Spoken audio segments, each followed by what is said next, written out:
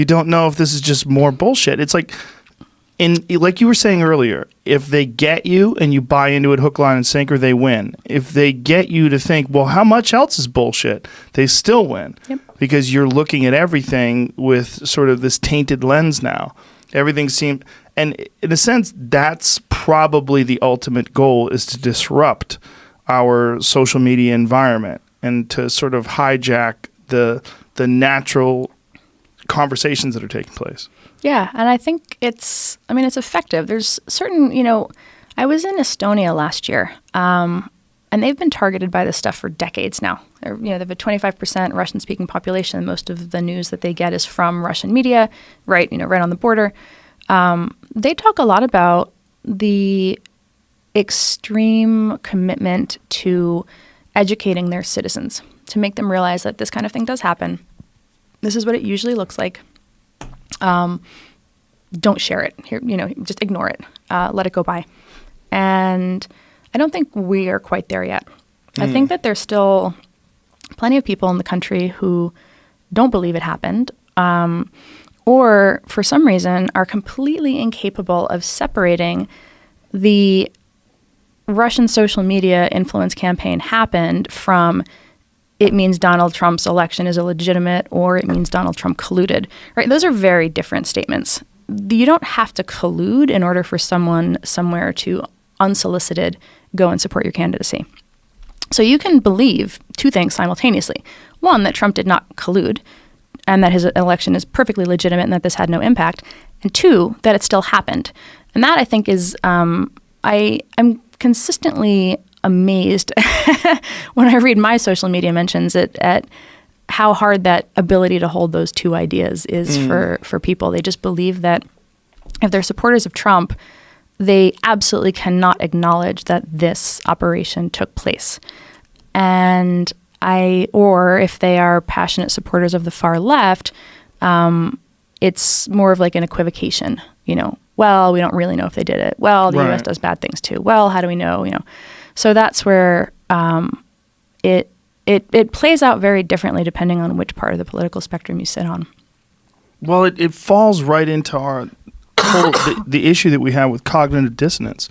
If we believe in someone, or if we want someone to win, especially if it's our team or our person or on our side, I saw a lot of this when Donna Brazile released her book detailing how the DNC sort of rigged the primaries against Bernie Sanders and for Clinton. There were so many people that were Clinton supporters that just didn't want to believe it.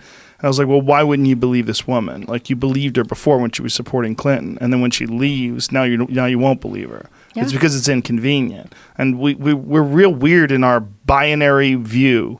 We want things to be good or bad, 1 or 0. This is it. And this is a super complex issue. And it seems like they've been doing this for a long time, and they've gotten really sophisticated at it.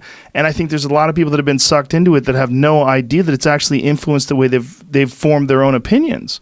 This is where it gets really strange. People are so malleable, and they're so easily manipulated. Many people are.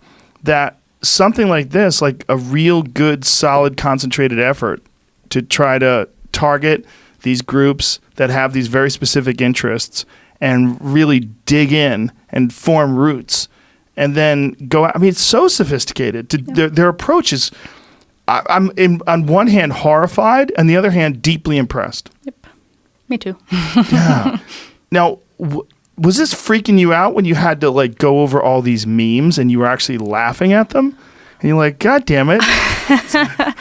Well, there's that tweet that goes around every now and then. You don't have to hand it to them, and I'm always like, how do I properly convey recognition for the, I don't think we do ourselves any favors by pretending it all sucked and didn't matter and they're incompetent. Right. I think that you have to acknowledge that you have a sophisticated adversary that is very capable, that is very determined, that is constantly evolving, and to treat that with the degree of respect it deserves. I think that that's just common sense, actually. I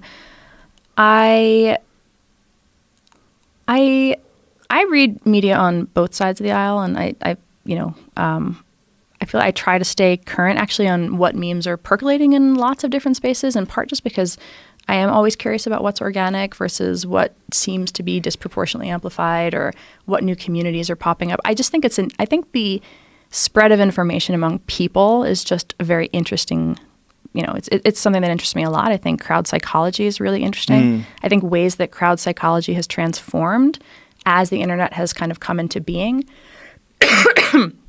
particularly with things like the mass consolidation, the ease with which we can target people. We didn't even really talk about that, but one of the things there's always, even in the decentralized internet, there's always been propaganda, there's always been crazy conspiracy theories, all this stuff, but it's that you can reach the people who are likely to be receptive to it now. And as people self-select into tribes, particularly in this country right now, one of the things that's remarkable is the way in which once you've self-selected into that tribe, and this is the media in your ecosystem, and you share it with your friends, and Facebook ensures that the people who see it are the people who are most likely to be receptive to it.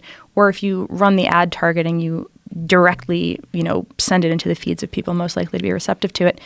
We have this interesting phenomenon where consolidation, targeting, and then these gameable algorithms mean that it's just this kind of information goes way farther, way faster than it ever could have in the past, regardless of whether it's